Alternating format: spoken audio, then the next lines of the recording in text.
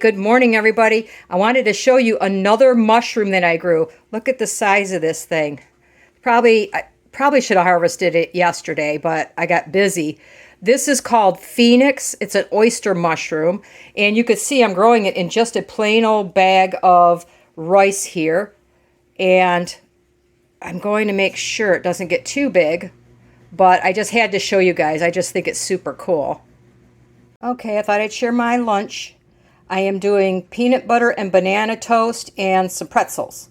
I just got done with my morning chores. Oh, I had to clean the duck pen. That is one of the most horrendous smells on the planet. But anyway, that's done for today.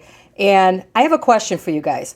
I love peanut butter on toast or bread. I love jelly on toast or bread.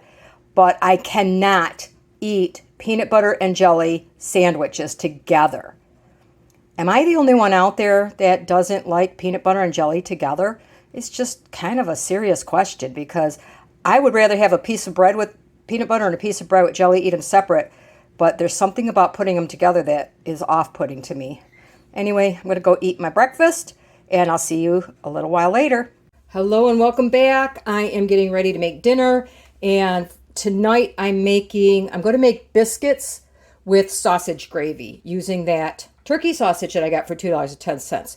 So now I have to make the biscuits real quick. In the bowl I have 2 cups of flour. I'm going to add, remember you should be using baking powder, a tablespoon of baking powder. You can use baking soda as long as you add some vinegar. I have a dash of salt, and in my freezer I have frozen grated margarine. All right, so as you can see I have it. It's pretty stiff. It's not as, margarine doesn't get quite as stiff as butter does, but, use what you got. You could use lard. You could use, biscuits made with bacon grease and then put them in the fridge and let them get really cold before you bake them is amazing. Especially if you want to do like an egg and biscuit breakfast. I may have to do that later this week and show you guys. I think I have some reserved bacon fat in the freezer. So I'm just going to mix my butter in here, or margarine in here real quick. And I'd like to do this instead of trying to cut it in later. I just find it easier, and you get bigger, flakier pieces of the dough rises a little better. And then I'm going to add up to 3/4 of a cup of milk, which I have added a teaspoon of vinegar to. Just going to bring this together real quick, just till it starts to come together.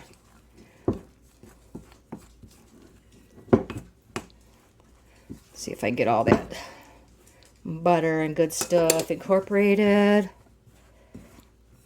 I'm not squeezing hard. I'm just kind of seeing if I can get it to come together before I add the rest of my milk.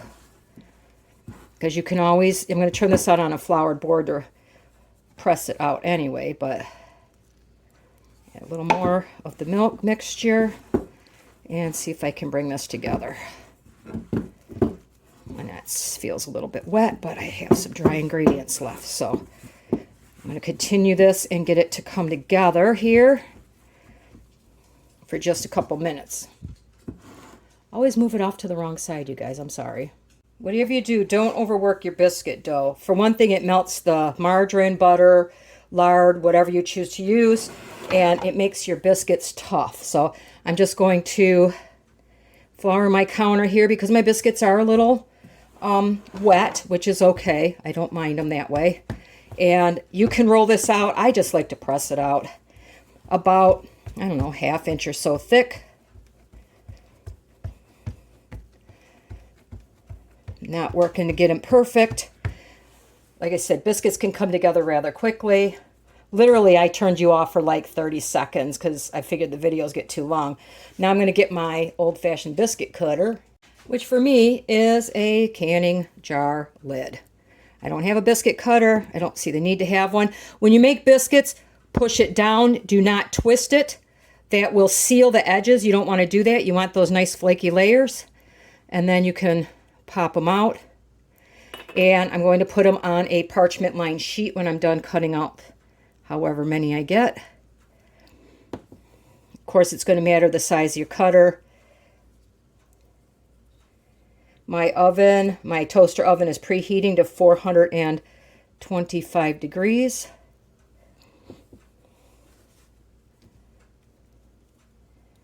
And we'll get these cut out real quick here. Just wanted to show you that it doesn't have to take a lot of time if you have a plan and you kind of just go for it, okay? So I'll probably get, yeah, I like pretty biscuits, so we'll go there, and I'll probably have to bring these together again. I wanted to show you when you bring your biscuit dough together to get the next batch, just combine it. You don't want to do too much with it. It's okay if they look a little raggedy or whatever. Press them out to the same thickness if possible. That's why I like to leave a biscuit laying on the counter. And then I can go ahead and cut the rest of my biscuits. And the last one I usually get, I kind of form in a, like a oval or a circle, like a hockey puck in a sense, because usually there's not enough to cut out, or it's not worth trying to cut it out. So it's a little bit sticky there, so put on just a touch more flour. Bring this last piece together. Like I said, I'm not doing much with it, just bringing it together. Stamp out one more.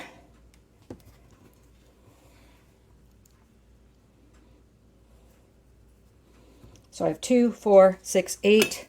I will get 9 out of this because I'm just going to take this one and sort of form it. It's not going to be a pretty biscuit, but it'll be a biscuit after all. Okay, that's it. Now I'm going to put them on a parchment lined tray. I do reuse my, this is from the hamburger buns last night. I reuse my parchment paper a couple times. I like to space these out because you know they're going to rise a bit. But since I don't want to use my oven, I'm going to try to fit as many as I can on my tray here. I should be able to get 9 here. Let's see if I wiggle them back and forth a little bit. I should be able to do it. And leave a little space in between. So we'll do it like that. All right. I'm going to put these, I like to put mine back in the freezer for 10 minutes or so that that butter can get really chill. And usually that's when I'm grabbing something else, like to, you know, grabbing my sausage to start frying that up. So, you know, gives you a couple minutes. I like my butter or my fat, my margarine, whatever it is, really, really chill so I get really nice, puffy, flaky biscuits. All right, the next step is to get my sausage in the pan, broken up and nice and brown. All right, well, I got my sausage as brown as you can get turkey sausage, so I'm going to reserve some of this out for, I'm going to make a pizza later this week, and I can use some of that for one of my toppings because I don't know if I'll have any much to go with it. And, you know, why not? You could use the hamburger that I had the other day, but I just want something to add some flavor besides just cheese. So this has a relatively large amount of fat, which really surprises me.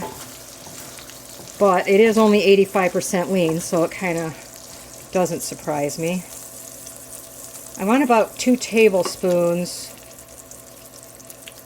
of the fat in there. That looks a little more than I want. So I'm just going to grab a paper towel and soak up a little bit. Because there's probably still some on the meat. Yeah, that's quite a lot of fat in there. A lot more than I expected.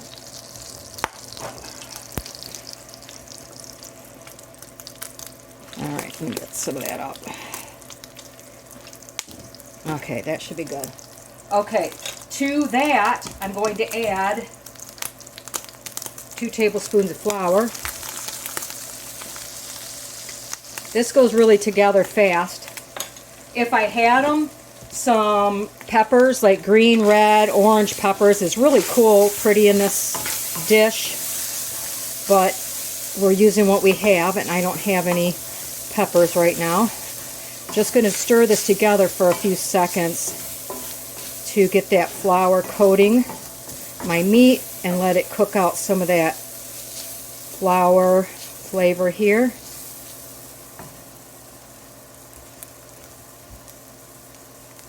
I have just a tiny bit of milk left from making my biscuits. I'm going to dump that in there. Waste not, want not.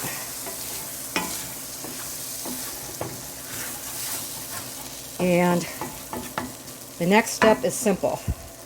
Add enough milk to make it to your liking. I have about 2 cups left in this container here for the week. That's not going to be enough, but it helps me get the flour started to come together, because I'm making a nice kind of thickish gravy to put over biscuits. If I run out of milk, I could always thin it down with a little bit of water or whatever you have around the house, chicken stock, whatever. So, I mean, it comes together that fast. While my biscuits are cooking, I got my sausage gravy going. Let's finish off this milk. Well, maybe just a tad more if I have it. Like I said, it looks really pretty if you add some peas, would be okay. The peppers, I like the colored peppers. Oh, I'm just going to finish off my milk here. That's it.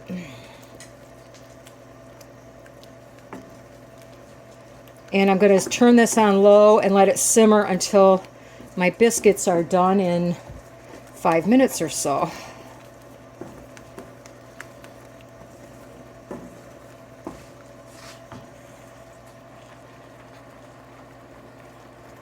All right, this went together pretty quick. I have my biscuits. I have my sausage gravy. I like it. You guys will notice when I cook soup and stuff, it's a little thicker than average. I like my stuff pretty thick. And that's it. So I'm going to get this plated up, and I'll be back here in just a minute. All right, there we go. That's my dinner. Now, if I'm super hungry, I could have 3 biscuits, but I'll probably just save one for tomorrow or the next day for breakfast, because it's, you know, leftovers are good for that. Anyway, I got some fresh picked green beans from the garden. Didn't have a ton, so we each get a few. And that's our dinner tonight. So I hope you enjoyed this video. Please consider subscribing. Give me a thumbs up. It really, really helps my channel. And I hope you guys have a wonderful night.